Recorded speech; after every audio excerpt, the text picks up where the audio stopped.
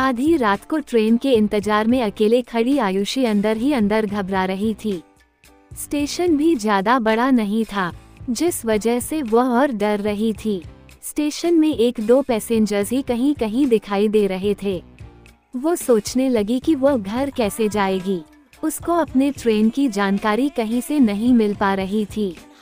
तभी उसकी निगाह स्टेशन के एक कोने में खड़े लड़के पे पड़ी। लड़का देखने में तो ठीक ठाक ही लग रहा था, लेकिन इतनी रात को यूं अकेले किसी लड़के से जाके बात करना उसे बहुत अजीब लग रहा था। उसने जैसे तैसे उस लड़के के पास जाकर ट्रेन के बारे में पूछने के लिए हिम्मत जुटाई और उसके पास गई। फिर बोली, एक्सक्यूज मी। लड़का अपनी गर्दन उठा के ऊपर की ओर देखता है। आयुषी बोलती है, क्या आप बता सकते हैं कि घाटमपुर के लिए कौन सी ट्रेन आएगी और उसका क्या समय है? लड़के ने आयुषी को देखा और उसका हाथ पकड़ लिया और बोला, मैं ऐसे नहीं बताऊंगा। हाँ, अगर तुम मेरे साथ मेरी ट्रेन में चलो तो मैं चलते चलते तुम्हें रास्ते में बता दूंगा। तुम आराम से चली जाना।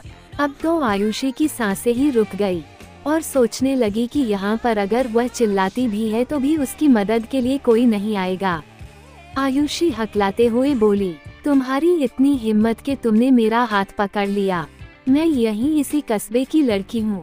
अभी बताऊँ क्या? बुलाऊं क्या अपने पूरे ग्रुप को जो मेरे पीछे ही खड़ा है? लड़का बोला, अरे वाह, मैं तो सिर्फ आपको ले जाना चाहता था। अब तो बहुत सारे लोग हो जाएंगे।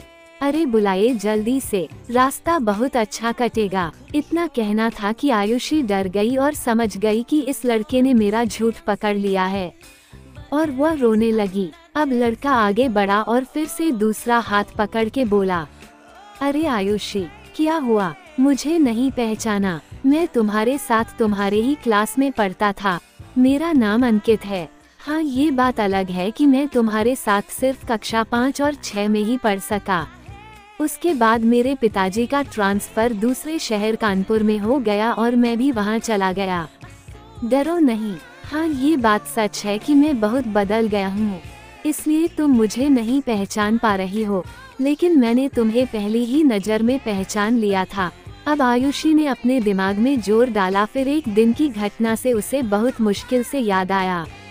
तब आयुषी की जान में जान आई और बोली, अच्छा, तुम वो अंकित हो जिसने एक दिन क्लास में सारी लड़कियों को मार खाने से बचाया था और उसके बदले में तुमने सबसे एक एक टॉफी लेने का वादा लिया था। उस दिन सिर्फ तुम ही उस कठिन सवाल को हल करके लाए थे और तुमने सारी लड़कियों को वह सवाल नकल करवाया था और हम सब मार खाने से बच गए थे। तुम यहाँ इस छोटे से स्टेशन में इतने समय क्या कर रहे हो? अब यही तो मैं तुमसे जानना चाहता हूँ। आयुषी बोली, पहले मैंने पूछा है तो तुम पहले बताओ। तो अंकित बोला, यार एक्चुअली मेरा एक दोस्त इसी कस्बे का है और उसकी आज शादी थी और आज ही मुझे वापस लौटना भी था, इसलिए मैं अपनी गाड़ी पकड़ने के लिए थोड़ा पहले ही आ गया और तुम मिल गई। अब तुम बताओ, तुम यहाँ कैसे?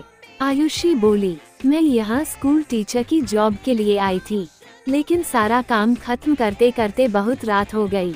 अब इस कस्बे में मेरा कोई जान पहचान वाला तो है नहीं, इसलिए मुझे रात होते हुए भी वहाँ से निकलना पड़ा और मैं यहाँ आके फंस गई। अंकित मुस्कुराते हुए बोला, अब बोलो, अब कैसा लग रहा है? आयुषी ने बोला, अरे यार, तुमने तो मुझे डरा ही दिया था। मैंने तो सोचा था कि आज मैं जिंदा अपने घर नहीं जा पाऊंगी। तुम नहीं बदले, पहले की ही तरह अब भी वैसे ही हरकतें करते हो। यार, अब तो बताओ कि मेरी ट्रेन कब आएगी?